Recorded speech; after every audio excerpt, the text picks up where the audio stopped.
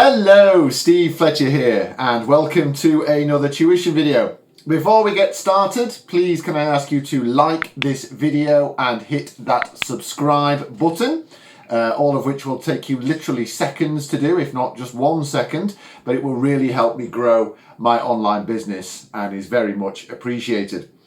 Also, if I can ask you to head over to my website, the link is down there in the description. And there's the dog. Heading over to my website where you can find the tabulature for this and all of the songs that I've done. The tabulature is there for you. Also, what I will be doing over the next few months, it's August 2025 now, is I'm going to be putting together a little subscription service for those of you who want to help me out in that way as well, where you'll be getting all kinds of extra bonus material that only those members of those subscription service will be able to get. So things like behind the scenes videos, extra bits of learning, what I've used to get the sounds, all that kind of stuff and more. So please check that out.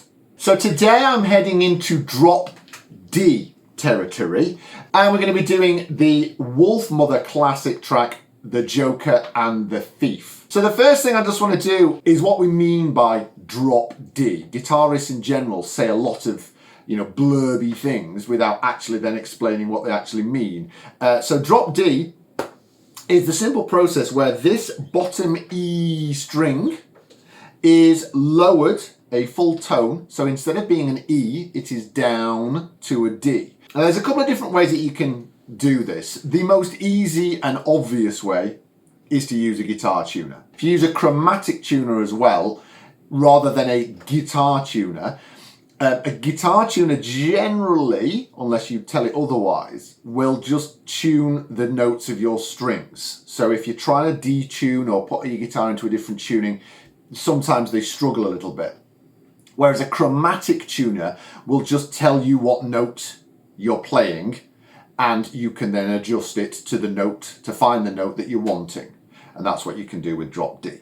The other way of doing it is by ear. Now this is a little bit more tricky and it just depends on how well trained your ear is. But if you play the open D string and then play the low E string, you can adjust that so that they sound the same.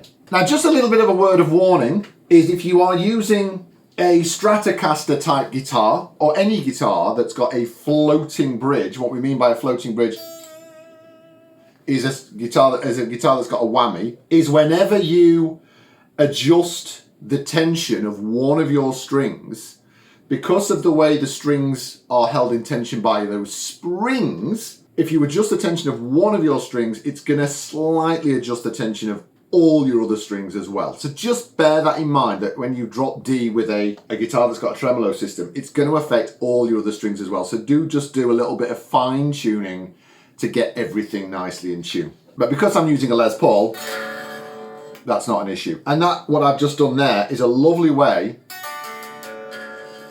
playing a D chord all the way down to the bottom is a lovely way that you can hear that harmonizing effect of your detuned D string.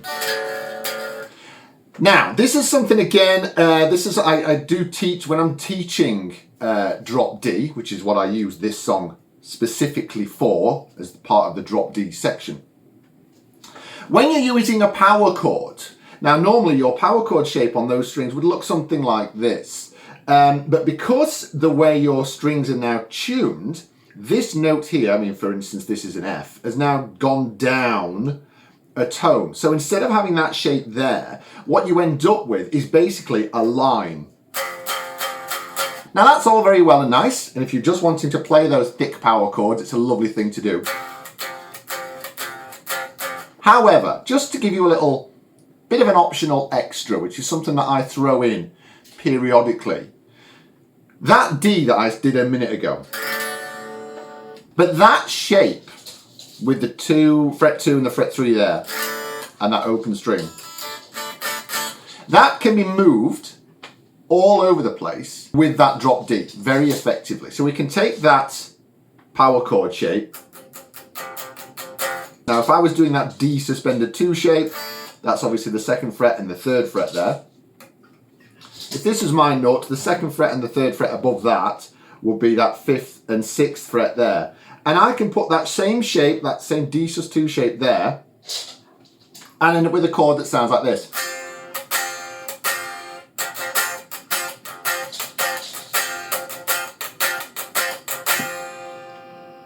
It is still basically a power chord, but as you can hear, because it's got those higher strings involved,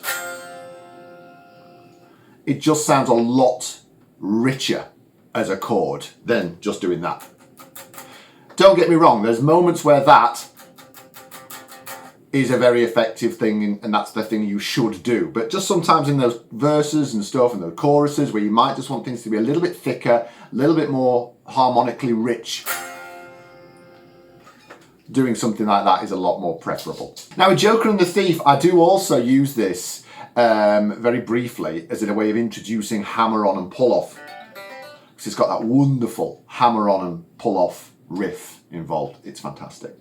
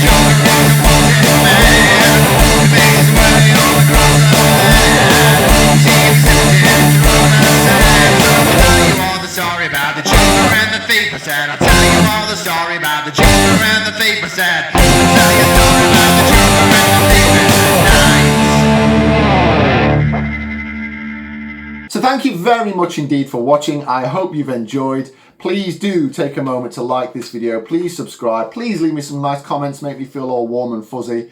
And we'll see you next time, boys and girls. Thanks ever so much. Bye now.